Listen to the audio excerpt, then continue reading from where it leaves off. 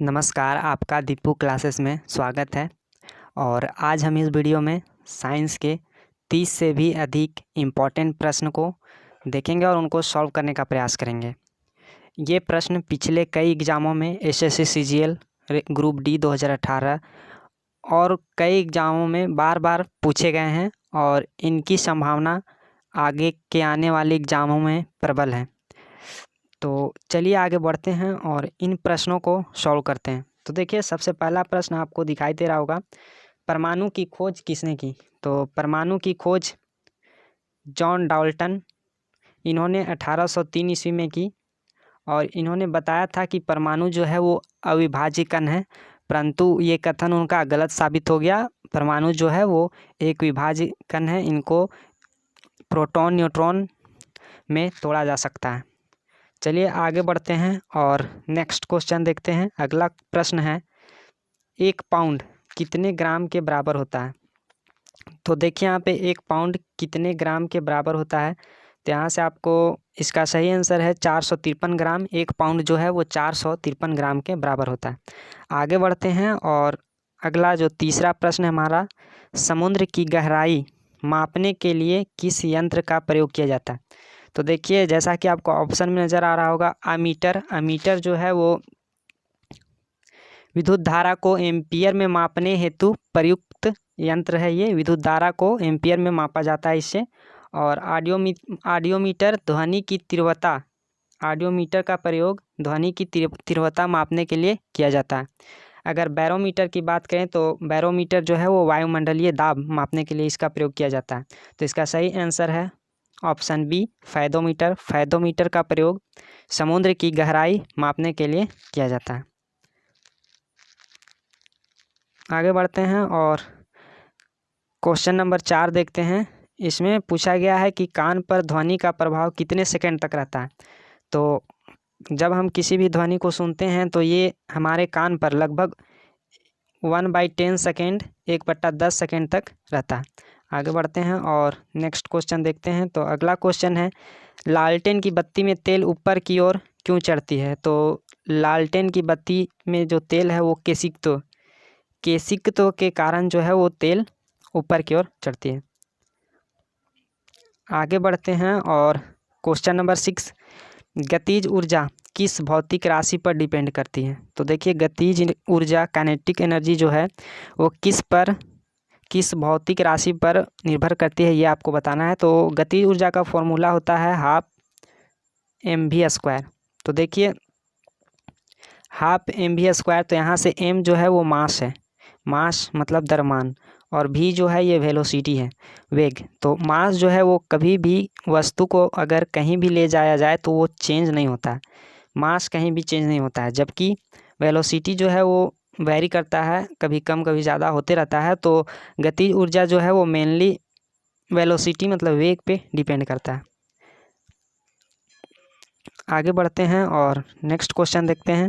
इनमें से कौन सा राशि अदिश राशि है? तो देखिए, अदिश राशि में सिर्फ परिमाण की आवश्यकता होती है, जबकि अगर सदिश राशि की बात करें तो उसमें परिमाण के साथ साथ दिशा की भी आवश्यकता होती है। तो अगर इसमें से अगर अदिश राशि की बात की जाए तो कार्य एक अदिश राशि है, जबकि विस्थापन ये एक सदिश राशि है, और वेग, वेलोसिटी, डिस्प्लेसमेंट, वर्क मतलब वर्क जो है वो क्या है, एक अदिश राशि है। बाकी विस्थापन और वेग ये सदिश राशि है। आगे बढ़ते हैं और क्वेश्चन नंबर 8 देखते हैं। तो देखिए, यहाँ पे है जी का मान, जिसको जी को जो है वो गुरुत्वीय त्वरण भी कहा जाता है। तो आपसे पूछा जा रहा है कि जी का मान कहाँ अधिकतम होगा, मैक्सिमम कहाँ होगा, महत्तम कहाँ होगा? तो देखिए, जी का मान का अगर बात करें तो विषुवत रेखा पर जो है वो जी का मान सबसे कम होता है। और पृथ्वी के सतह के अगर हम ऊपर जाते हैं या फिर नीचे जाते हैं तो जी का मान जो है वो घटता है। अगर पृथ्वी की सतह से हम ऊपर गए या फिर नीचे गए तो जी का मान घटता है। और सबसे अधिक अगर बात करें तो पृथ्वी के पोल पर जो ध्रुव है, पोल पर सबसे अधिक जी का वैल्यू होता है। अगर जी का हम मान बात करें तो जी का वैल्यू जो होता है वो 9.8 मीटर पर सेकेंड स्क्वायर होता है। 9.8 मीटर पर सेकेंड स्क्वायर, ये एक गुरुत्वीय त्वरण है। तो याद रखिएगा, बहुत ही इम्पोर्टेंट प्रश्न है और कई बार एग्जामों में पूछा गया। जी का वैल्यू भी कई बार एग्जाम में पूछ लिया गया। आगे बढ़ते हैं और नेक्स्ट क्वेश्चन देखते हैं। आगे है गामा किरणों की खोज किसने की। तो देखिए आपको 4 ऑप्शन यहाँ पे नज़र आ रहे होंगे, तो आपको बताना है कि गामा किरण का खोज किसने किया है। तो न्यूटन ने दृश्य विकिरण की खोज की है। जबकि अगर बात करें मार्कोनी, तो मार्कोनी ने दीर्घ रेडियो तरंगे की खोज की। और हर्शेल ने अवरक्त किरणों की खोज की। जबकि बैकुरल, तो इसका सही आंसर हेनरी बैकुरल, इन्होंने जो है वो गामा किरणों की खोज की है। आगे बढ़ते हैं और नेक्स्ट क्वेश्चन देखते हैं। तो यहाँ से आपसे पूछ रहा है नाभिकीय रिएक्टर में मंदक के रूप में किसका प्रयोग किया जाता है, मतलब कूलेंट के रूप में किसका प्रयोग किया जाता है। तो आपको बताना है कूलेंट के रूप में किसका प्रयोग किया जाता है। तो इसका सही आंसर है ग्रेफाइट या फिर भारी जल, ये दोनों में से किसी एक का प्रयोग कूलेंट के रूप में नाभिकीय रिएक्टर में किया जाता है। अगर बात करें ग्रेफाइट का, तो ये पेंसिल के लेड में ये पाया जाता है और ये कार्बन का अपरूप है। ग्रेफाइट जो है वो एक कार्बन का अपरूप है। जबकि भारी जल जो है वो इसका फॉर्मूला होता है D2O। बहुत बार ये भी पूछा जाता है कि भारी जल का फॉर्मूला क्या होता है, तो आप इस फार्मूला को ज़रूर याद रखें। भारी जल का फॉर्मूला होता है D2O। आगे बढ़ते हैं और नेक्स्ट क्वेश्चन देखते हैं। तो अगला क्वेश्चन है किसी डैम में पानी में कौन सा ऊर्जा होता है स्टोर। किसी डैम में स्टोर पानी में कौन सा ऊर्जा होता है। तो किसी भी डैम में जो पानी में स्टोर ऊर्जा होता है वो काइनेटिक एनर्जी होता है, मतलब कि स्थितिज ऊर्जा होता है। आगे बढ़ते हैं और नेक्स्ट क्वेश्चन देखते हैं। तो अगला क्वेश्चन है नेत्रदान में दानी, मतलब जो व्यक्ति अपने आँखों को दान करता है, तो दानी आँख का कौन सा भाग को दान करता है, मतलब नेत्रदान में आँख का कौन सा भाग दान किया जाता है, ये आपको बताना है। देखिए आँख का जो है वो कॉर्निया जो है वो दान किया जाता है दानी व्यक्ति द्वारा। तो अगर बात करें आइरिस की, तो आइरिस जो है ये हमारे आँख में जाने वाले प्रकाश की मात्रा को कंट्रोल करता है, नियंत्रित करता है। अगर बात करें रेटिना, तो रेटिना पर जो है वो जो भी वस्तु हम देखते हैं उसका प्रतिबिंब जो है वो रेटिना पर बनता है। और अगर लेंस की बात करें, तो हमारी जो आँख है उसमें उत्तल लेंस होता है। चूँकि उत्तल लेंस जो है वो कोई भी प्रतिबिंब जो है उसको छोटा बनाता है और दूर तक इसका जो विजन होता है, विजन क्षमता, वो दूर तक होता है।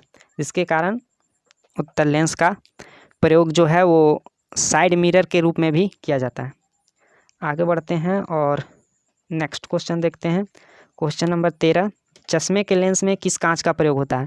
तो अगर हम लोग बात करें चश्मे का लेंस में, तो चश्मे का लेंस में जो है वो क्रूक्स कांच इसका प्रयोग किया जाता है। इसमें जो है धूप का चश्मा इससे बनाया जाता है।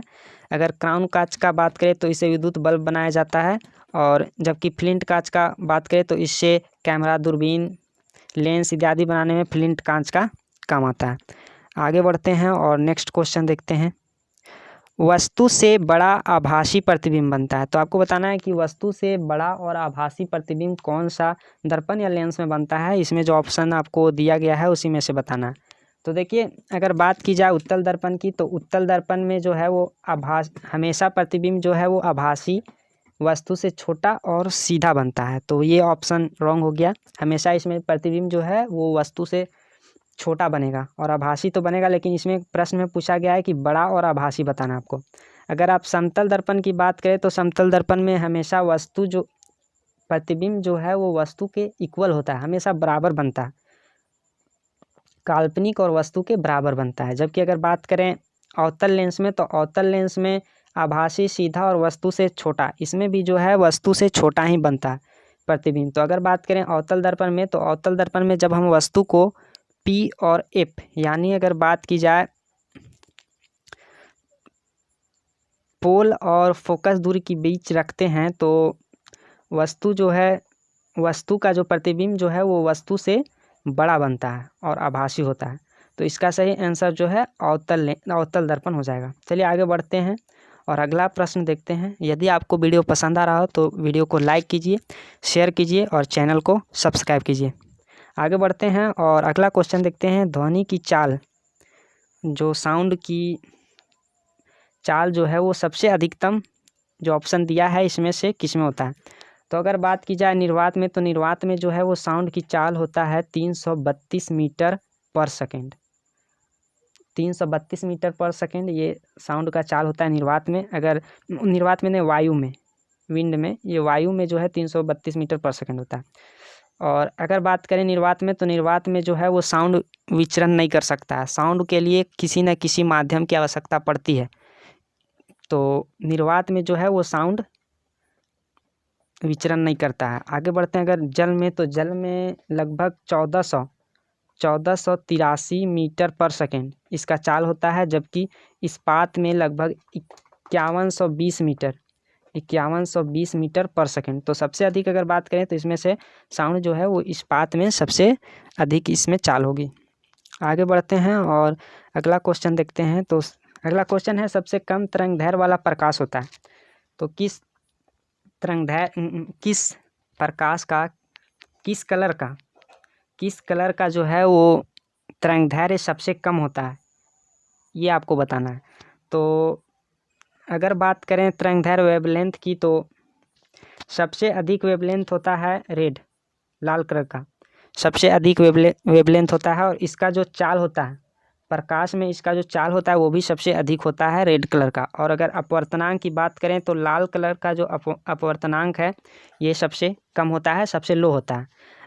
इसी के विपरीत अगर बात करें तो बैगनी कलर जो है इसका तरंगदैर्घ्य सबसे कम होता है। और इसमें जो लाइट है वो भी कम दूरी तय करता है, मतलब चाल इसमें जो है वो कम होता है।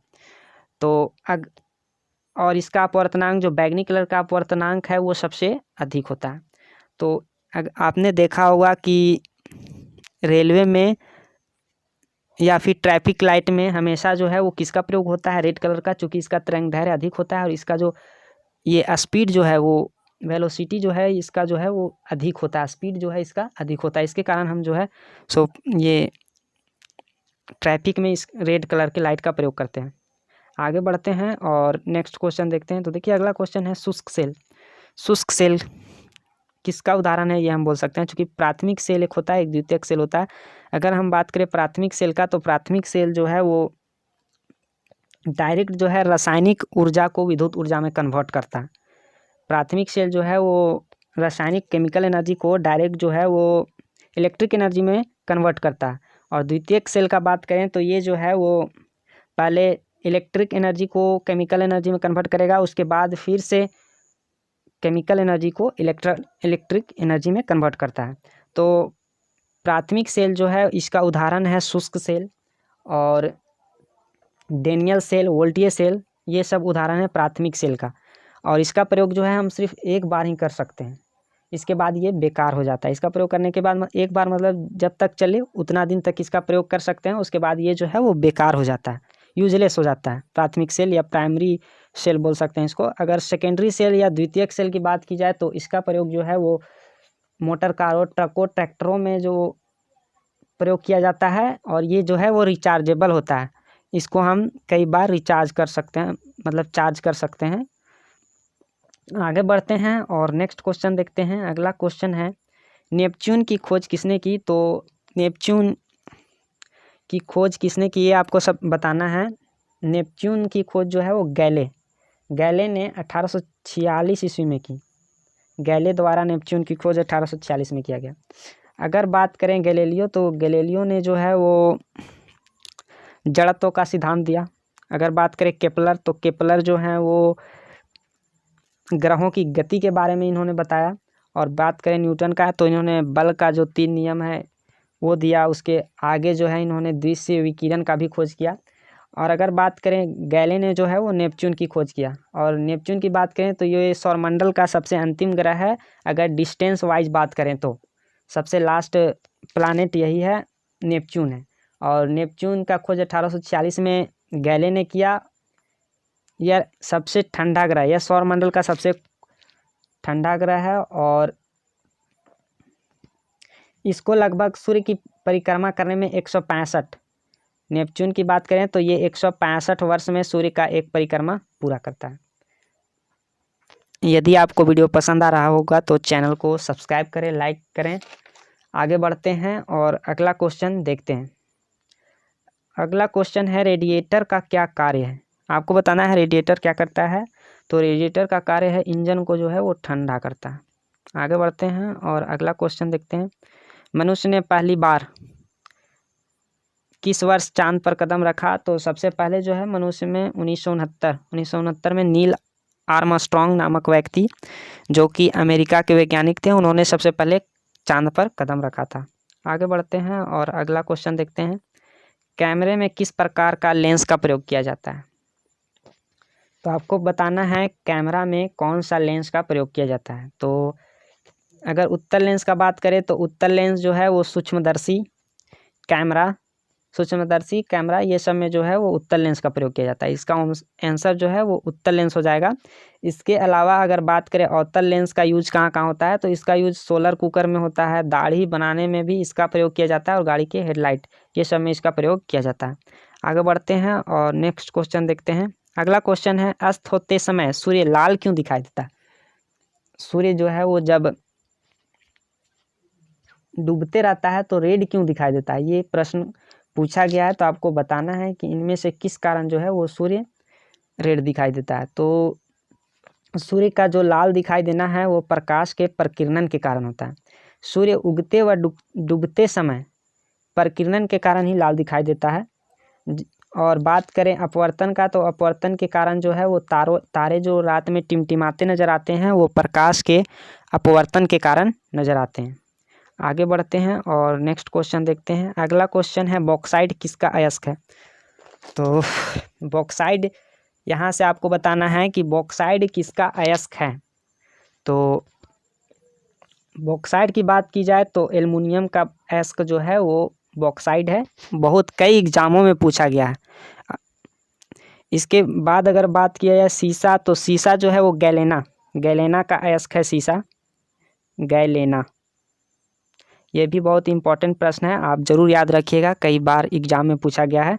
अगर बात करें जिंक, तो जिंक का अयस्क का बात करें तो जिंक ब्लेड और कैलामिन ये दो आप याद रख सकते हैं। और कॉपर का क्यूप्राइट का अयस्क है, कॉपर का अयस्क है क्यूप्राइट से कॉपर निकाला जाता है। आगे बढ़ते हैं और नेक्स्ट क्वेश्चन देखते हैं। दूध क्या है। तो दूध जो है एक पायस है। आगे बढ़ते हैं। अगला है पेंसिल का लेड है। यहाँ से पूछ रहा है कि पेंसिल का लेड क्या है। देखिए पेंसिल के लेड के रूप में ग्रेफाइट का प्रयोग किया जाता है और ग्रेफाइट जो है वो क्या है, कार्बन का एक अपरूप है। और बात की जाए हीरा भी क्या है, कार्बन का अपरूप है। तो ग्रेफाइट और हीरा दोनों ही कार्बन का अपरूप है। तो ये आपको याद रखना है, बहुत बार एग्जाम में पूछा गया है। आगे बढ़ते हैं और नेक्स्ट क्वेश्चन देखते हैं। अगर आगे बात करें धान की खेतों से कौन सी गैस मुक्त होती है, मतलब धान की खेत है उससे कौन सा गैस जो है मुक्त होती है, तो ये आपको बताना है। तो बात करें CO2, CH4, H2S, NH3। तो धान की खेतों से CH4 गैस जो है वो मुक्त होती है, मीथेन जिसको बोलते हैं। ये एक ग्रीन हाउस गैस है, ये आपको याद रखना है। ये एक क्या है, ग्रीन हाउस गैस है। अगर CO2 की बात करें तो ये वायुमंडल में लगभग 0.03% पाया जाता है। और प्रकाश संश्लेषण के लिए CO2 जो है वो बहुत ही आवश्यक गैस है, ये भी आपको याद रखना है। आगे बढ़ते हैं और आगे देखते हैं H2S मतलब हाइड्रोजन सल्फाइड। इसका जो गंध है वो सड़े हुए अंडे की जैसा होता है, तो ये भी आपको याद रखना है। और नीचे बात करें NH3, तो ये अमोनिया है। और अमोनिया एक तीक्ष्ण गंध वाली गैस होती है और इसका जो कोई भी गंध नहीं होता है, बिना गंध का होता है। तीक्ष्ण गंध वाली होती है और इसका रंगहीन होता है, सॉरी गंधहीन बोल दिया मैंने। तीक्ष्ण गंध होता है और साथ में ये रंगहीन होता है, कलरलेस होता है। तो ये भी आपको याद रखना है, कभी कभी अमोनिया का फॉर्मूला भी पूछ लिया जाता है। आगे बढ़ते हैं और 27 नंबर मतलब 27वां नंबर क्वेश्चन। निम्न में से कौन सीमेंट का मुख्य घटक क्या है, ये पूछा गया क्वेश्चन में। तो सीमेंट का अगर बात किया जाए तो कैल्शियम एल्यूमिनेट तथा कैल्शियम सिलिकेट से इसका जो है वो बनता है। और इसका मुख्य घटक बात किया जाए तो चूना पत्थर इसका मुख्य घटक है। जिप्सम की बात करें तो ये जो है इसका फॉर्मूला होता है CaSO4 × 2H 2O। तो ये आपको फॉर्मूला याद रखना है, अधिकतर कई बार एग्जामों में ये पूछा गया है जिप्सम का फॉर्मूला। तो CaSO4 × 2H2O। आगे बढ़ते हैं और अगला क्वेश्चन देखते हैं। कौन सा गैस वायुमंडल में नहीं पाया जाता है? बहुत ही इंपॉर्टेंट प्रश्न है, आपको बताना है कौन सा गैस जो है वो वायुमंडल में नहीं पाया जाता है। तो यहाँ से अगर नाइट्रोजन की बात करें तो ये वायुमंडल में पाया जाता है, ये लगभग 78% वायुमंडल में मौजूद है। आगे बात की जाए हीलियम, हीलियम भी बहुत लो मात्रा में पाया जाता है, बहुत कम मात्रा में। आगे बात करें कार्बन, तो कार्बन जो है वो 0.03% ये भी पाया जाता है। क्लोरीन, क्लोरीन जो है वो वायुमंडल में नहीं पाया जाता है। तो बहुत ही इंपॉर्टेंट प्रश्न है और कई एग्जामों में पूछा गया है, तो आप ज़रूर याद रखें। आगे बढ़ते हैं और अगला क्वेश्चन देखते हैं। 29 नंबर का क्वेश्चन है और इसमें पूछ रहा है वायु में कौन सी नोबल गैस नहीं है, मतलब है वायुमंडल में कौन सी नोबल गैस नहीं है। तो अगर बात की जाए नोबल गैस की, तो रेडॉन जो है वो वायुमंडल में नहीं पाया जाता है। नियॉन, हीलियम, ऑर्गन, ये सभी गैस जो है वो वायुमंडल में पाया जाता है। आगे बढ़ते हैं और नेक्स्ट क्वेश्चन देखते हैं। अगला प्रश्न है नीला थोथा किसे कहते हैं? तो नीला थोथा की बात की जाए तो नीला थोथा जो है वो कॉपर सल्फेट को कहा जाता है, CuSO4। इसका फॉर्मूला भी आप याद रखिएगा, कई बार एग्जाम में पूछा है। तो कॉपर सल्फेट को नीला थोथा भी कहा जाता है। आगे बढ़ते हैं और ये 31 नंबर का प्रश्न है, अंतिम प्रश्न है, इसको देख लेते हैं। जंग लगने पर लोहे के भार में, यहाँ छूट गया है तो यहाँ भार कर ली है, भार पर क्या प्रभाव पड़ता है? जब जंग लगता है तो लोहे का भार पर क्या, वजन पर क्या, वेट पर क्या प्रभाव पड़ता है, ये क्वेश्चन में पूछ रहा है। तो अगर जंग लगने के बाद बात की जाए लोहे का वजन, तो जंग लगने पर क्या होता है, लोहा जो है वो ऑक्सीजन से जो है वो रिएक्शन कर लेता है। अब रिएक्शन करने के बाद जो है वो लोहा का वजन जो है वो कुछ बढ़ा हुआ प्रतीत होता है, चूँकि ऑक्सीजन उसके साथ रिएक्शन कर लेता है और ऑक्सीजन जितना उसके साथ जो लगा हुआ रहता है वही जो है ऑक्सीजन के भार इतना ही जो है लोहे का भार बढ़ जाता है। तो यह इसका ऑप्शन जो है ए सही होगा। जंग लगने पर लोहे का भार जो है वो बढ़ा हुआ प्रतीत होता है और बढ़ भी जाता है। जितना ऑक्सीजन उसके साथ रिएक्शन करता है वो ऑक्सीजन के इक्वल जो है वो बढ़ता है। तो आशा करता हूँ वीडियो आपको पसंद आया होगा और यूज़फुल भी लगा होगा। अगर आपको कुछ यूज़फुल लगा हो वीडियो तो लाइक कीजिए, चैनल को सब्सक्राइब कीजिए, अपने दोस्तों के पास शेयर कीजिए। Thank you.